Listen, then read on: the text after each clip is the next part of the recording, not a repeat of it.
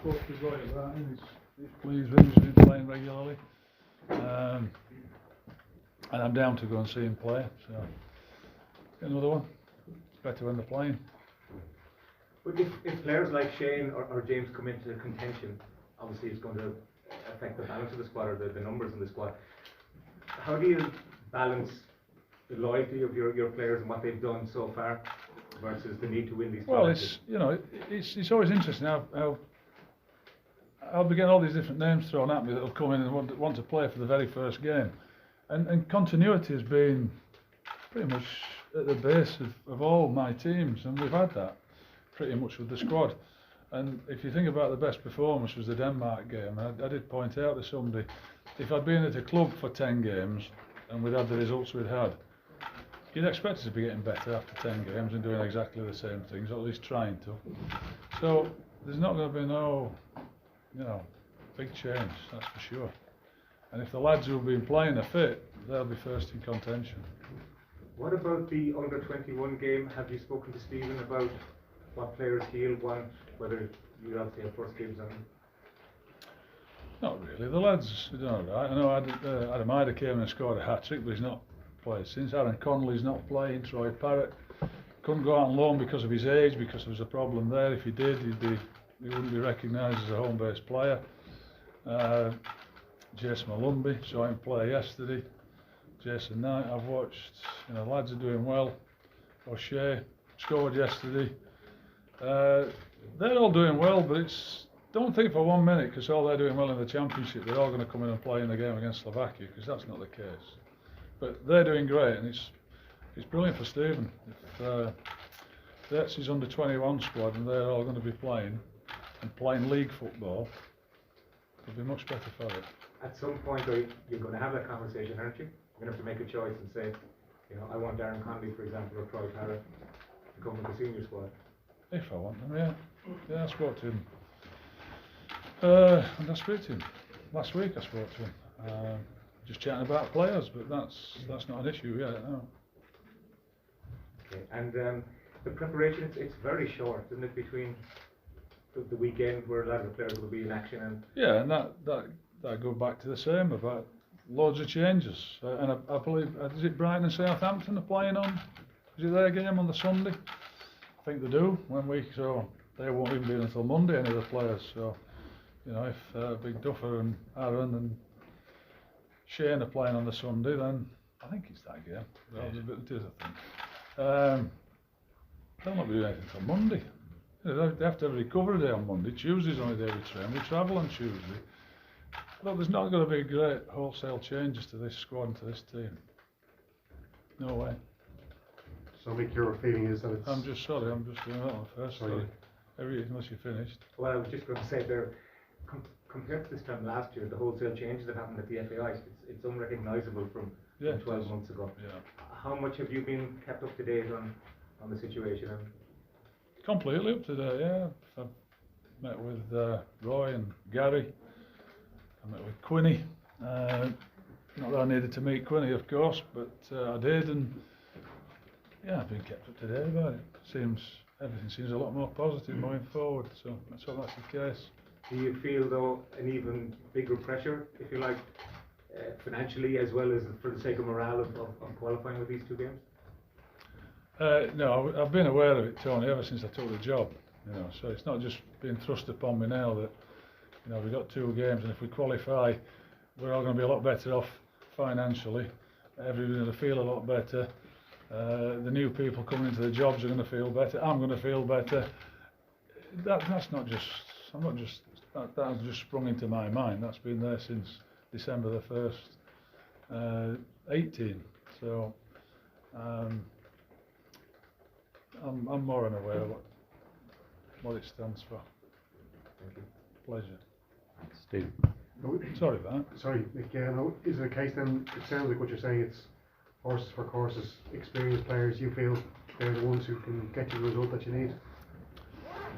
I think I know I've been saying that all the time about the games. Players coming. I'm not saying there's no chance for anybody else, but the best performance we had was against Denmark, and that team was, they've been players have been tried and tested anyway. Players have been around the squad, and I'm convinced. In fact, I know it's not a game for debutants to come in and be accepted into play. It's always exciting. It's a new story. It's great for you guys if there's one in, but if they come in and doesn't go well for them, which I don't know too many debutants who come in and play in a playoff game. Do you feel, when you look at a couple of those key players for you, Darren Randolph, David McGoldrick, they've, I suppose, maybe had form at their clubs which might affect their confidence? Is that a concern considering they are key players? No, I don't really think that all the players are that sensitive that it affects them that greatly. What affects them is not playing. If they're not playing all the way up to the time, then that would be a problem. I exchanged messages with David McGoldrick the other day. He was expecting to be back in training. And see, I look on the positive side of it, May, that once he gets back in, which he will, he'll have had a break, he'll have had a rest. And so my point to him was, I said, you'll be flying in March. I look forward to seeing you. Darren Randolph, I mean, I'd like him to be playing, of course, but even if he's not, I might make an exception for him because he's the best we've got by a good stretch. Ken Whelan's playing League One football now. Yeah. Is that a bit of a worry as well, considering he's been a key man for you? No, not at all. He was playing at Hearts before, and I'm not teaching Clem Whelan new tricks. I'm not showing him anything to do. Clem Whelan, as long as he's fit, it's not. He'll be running around just as hard in the first division as he was anywhere else. So, wherever he's fit, he's fine. As long as he's playing. And just finally to ask you as well, can you, looking at Slovakia, I'm sure you've been analysing it a bit over the last couple of months. Only a bit. I've had a look at them a couple of times, yeah. Yeah. So what's the feeling? Are you, when you see what they've done in their own campaign, are you feeling confident? They're a third place team like we are. They lost one game at home to Croatia. They drew with Wales. Like I said, finished similarly to us. They've had 12 games, I think. Won 6, drawn 2, lost 4, was it? Results have been good at home. We've got some good players playing for good clubs. They've had a settled team. 6 of them have played in most of the games, and then 4 or 5 have played in pretty much most of them. I watched them there with Jane. We did a bit a couple of weeks ago. They're a good side.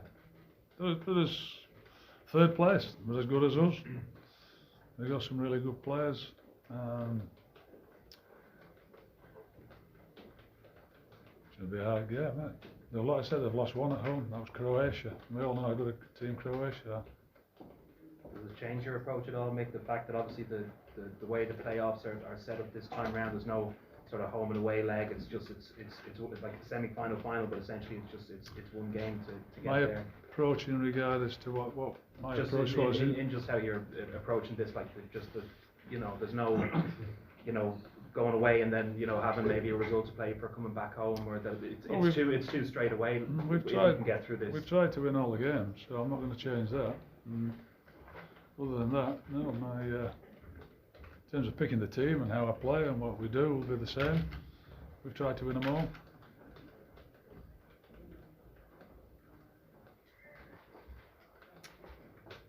Anyone else for the live section? Nick, could I just ask about Troy Parrott? How pleased are you that he signed a new contract recently with Tottenham? Well, not really. Wished he'd gone to Charlton and played games on loan. I don't know. It's great for him financially. He's got a new contract, but he's not letting him play, is it? I'm not bothered what length of contract he's got or what he does. It's playing football. I need to see him, and he was deprived of that because of his age at the end of it. And great for him. Delighted, thrilled. But I wish he was playing football somewhere because that'd be much better for us. Is that the fact that the loan move didn't go through, was that like a blow in terms of his chances to figure in the Slovakia game? Absolutely, yeah, it was. Yeah, if he's not playing competitive football, he's got very little chance of being in the squad. I just have to talk about the lads at Sheffield United, John Egan and the season, David McCarthy. They moved up to fifth yesterday. How important is it for Ireland to have players who are high in the table and in that kind of form and confidence? It would be great, wouldn't it, if they're all in the Premier League playing in the top. You know, at one stage when we had a team, there were players that were coming from Liverpool, Arsenal, Manchester United, Celtic, one of the top, and all the players seem to be coming from top clubs. That's not the case now. But Sheffield United have done unbelievably well, and those lads are great. I mean, the Sheffield United boys are shoo-ins for the squad. They're just playing really well, and every time they turn up, they're great to have in the squad and play well. So I'm pleased for that. Okay for live? Anyone else with a last live question?